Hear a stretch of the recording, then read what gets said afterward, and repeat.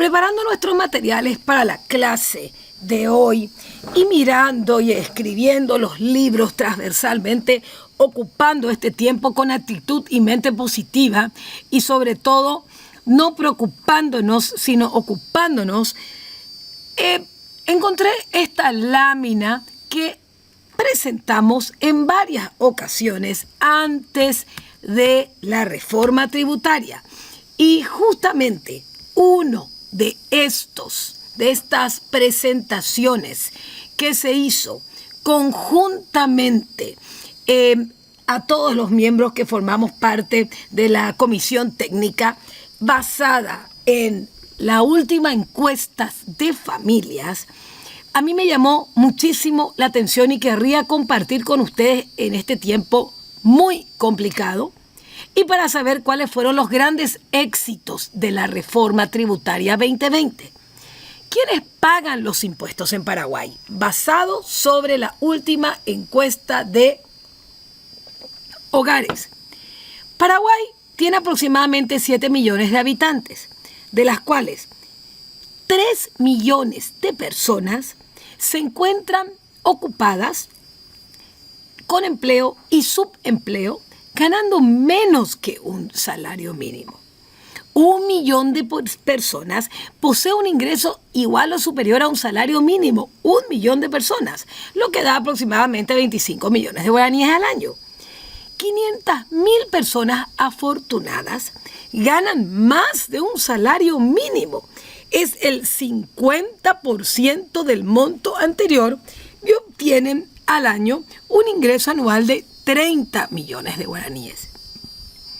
1% de esas 500.000 personas son súper afortunadas y que constituyen el 10.000 personas con ingresos superiores a 400 millones de guaraníes al año. Existían 90.000 personas contribuyentes del IRP según las estadísticas, porque los contribuyentes del IRP no solamente son por ingresos totales, sino también ocasionales. De esta cantidad de 7 millones de personas, 1.300.000 personas, 1.300 personas son los grandes contribuyentes del IRP y aquellos que realizaban compra de inmuebles, compras de acciones, etcétera, etcétera. Por lo tanto, ¿en qué se centró la reforma? Vamos a continuar con una tasa baja del IVA, porque el IVA es el impuesto que afecta a las personas que menos ingresos tienen. Por eso cuando me preguntan cuál fue el gran éxito de la reforma tributaria, mantener la tasa del IVA bajo a los productos básicos de la canasta familiar, a los medicamentos y otros, porque son los que afectan a las personas que menos ingresos tienen. Posteriormente a estos, viendo que 1.300.000 personas son grandes contribuyentes del IRP, que tendrían que, de acuerdo a la Constitución Nacional del Paraguay, tienen mayor capacidad contributiva y tendrían que aportar más al Estado, se presentó esta lámina de cantidad de contribuyentes por principales obligaciones, cuya fecha estaba dada al 30 de abril de 2019. El IVA aporta más del 40% de los ingresos, distribuyéndose en la población que tiene más y que tiene menos. El impuesto selectivo al consumo, un 20%,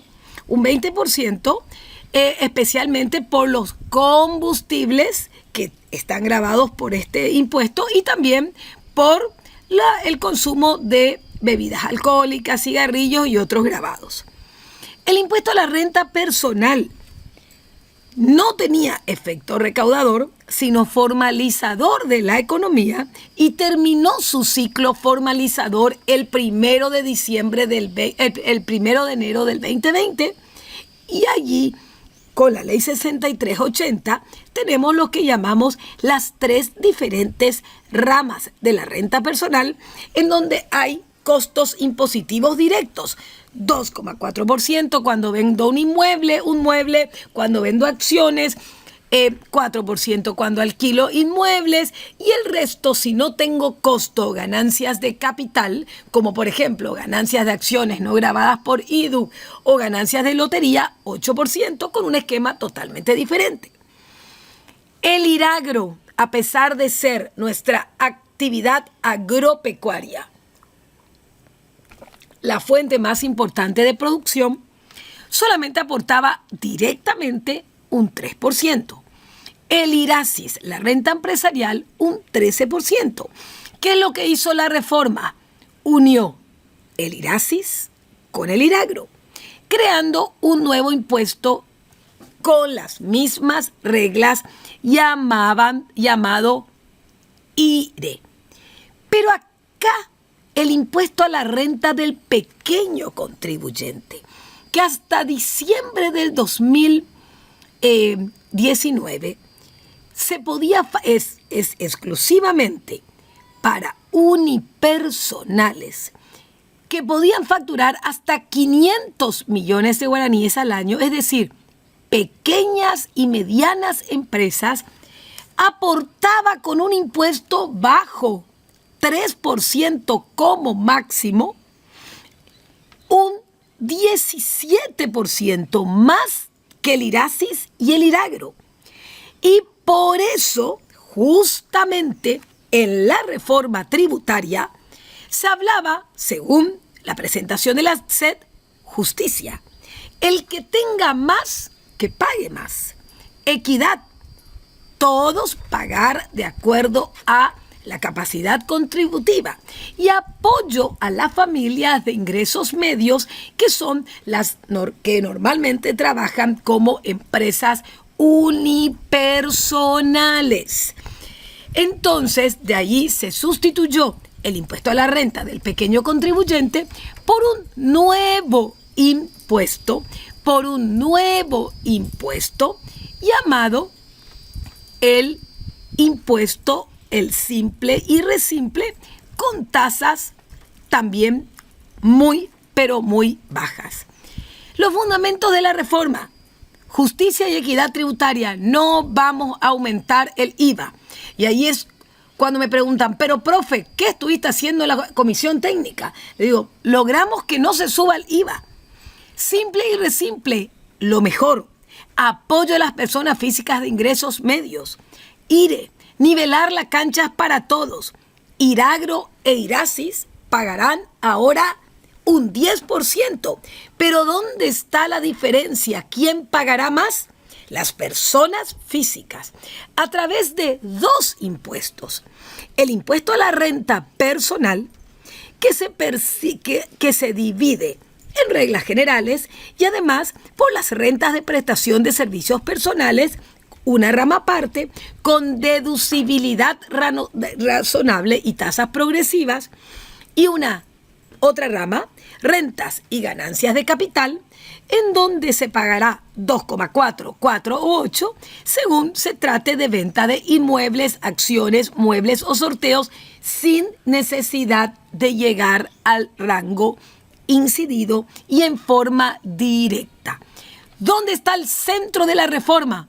Aumentar la recaudación mediante impuestos directos que afectan a las personas físicas al obtener las ganancias, a la renta, que por eso estamos analizando especialmente el impuesto a los dividendos y utilidades, y recaudar impuestos de los no residentes y de la economía digital de fuente paraguaya con el impuesto a los no residentes. Pero como estuvimos analizando también nosotros, el gran problema del contribuyente del IRE es ser agente, es ser responsable del IDU y ser al mismo tiempo agente de retención del impuesto a los no residentes que muchas veces deben absorber justamente la carga del impuesto. Bueno, ya en esta reforma se trató de fortalecer el destino de la recaudación y que vaya a la política fiscal, al capital humano, a la seguridad social, etc. Mucho control de empresas relacionadas, precios de transferencia, multas y más multas, porque en realidad el problema de la fiscalidad nacional e internacional es la elusión y la evasión fiscal, las ciberempresas, la manipulación de precios de transferencia, la erosión de las bases imponibles, la doble imposición internacional, la doble no imposición internacional y una economía globalizada y digital que hace que también tengamos este problema del coronavirus, porque el coronavirus viene de un mundo globalizado que requiere unir esfuerzos a través del intercambio de información, a través de la cooperación, para que se pueda vivir en un mundo con paz, con salud y sin estos problemas tremendos que tenemos. No solamente de salud en este momento, sino también de financiación, del terrorismo, la proliferación de armas masivas. Bueno, por eso que todo esto forma parte de un conjunto. Y las palabras claves de la reforma son el beneficiario final, la residencia fiscal, las empresas vinculadas, las partes independientes, las partes relacionadas, las normas anti-bond, es decir, no utilizar como triangulación países de baja o nula tributación, el concepto de establecimiento permanente, las estructuras jurídicas transparentes para realización de inversiones. Todo eso hace que tengamos esta nueva estructura impositiva del 2020. Pero como mostrábamos aquí, esto no es simplemente una reforma tributaria. Y lo decimos porque esto, ¿qué pasa con el beneficiario final que estamos hablando? ¿Qué pasa con las reglas de transparencia? Todo esto no tiene un enfoque simplemente tributario. No más acciones al portador. Ahora se encuentran sancionando a aquellas personas que no cumplieron con los términos de la ley. El libro de accionistas y beneficiarios finales, la obligación de comunicar la transferencia de acciones conjuntamente con esto que estamos viendo, las normas de CEPRELAT, lavado de dinero, terrorismo, etc. Y el centro de la reforma, las personas físicas, con el nuevo IDU, la justificación del incremento patrimonial, las empresas vinculadas. Todo tiene un sentido y no es un enfoque simplemente tributario. Y todo esto empezó en el año 2010, cuando Paraguay, por ley, aprobó el memorándum de entendimiento entre los gobiernos de lo que se llama el GAFI-SUD. Y nos comprometimos a una gran cantidad de acciones, 34 acciones, y dentro de eso tuvimos que modificar el Código Civil, pero tardamos muchísimo hasta que, bueno, posteriormente esta fecha del 10 de octubre se cambió a la fecha del 10 de diciembre.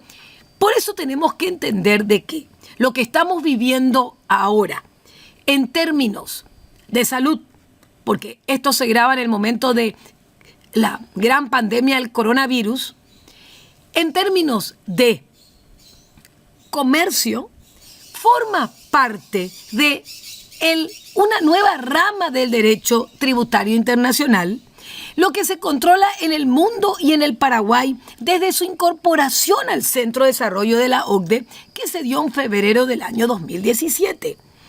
Ya no existe más secreto bancario. ¿Conocen el sistema FATCA? Ya no va a haber más paraísos fiscales, o hay una lucha al menos contra los paraísos fiscales, contra las empresas multinacionales deben ser transparentes, se controlan quienes ganan dinero, personas físicas, por eso el beneficiario final es una persona física. ¿Dónde está ubicada la empresa? Que hoy la empresa es mi teléfono celular. El tema de las retenciones, si existen empresas relacionadas, elusión, evasión, todo esto es una nueva coyuntura nacional e internacional para la que tenemos que prepararnos, porque el derecho tributario pasa a ser nacional, pasa a ser muy importante, al igual que el derecho tributario internacional, en donde van a venir, ya no se van a hacer tratados bilaterales, sino se van a hacer tratados multilaterales, y de una vez nosotros vamos a tener que adecuarnos a esta realidad, tengamos internet que funcione, no tengamos internet que funcione, sea como sea, porque el Paraguay forma parte del mundo. Por eso, tenemos que entender de que lo que pasó con el coronavirus también lo pasa en el derecho tributario, y gran parte de esto está regido por la fiscalidad internacional.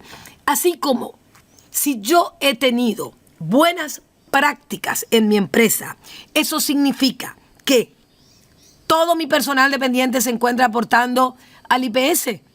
No voy a tener muchos problemas, porque las medidas adoptadas por el gobierno favorecen a aquellas empresas que en buen momento han realizado bien han tomado buenas prácticas.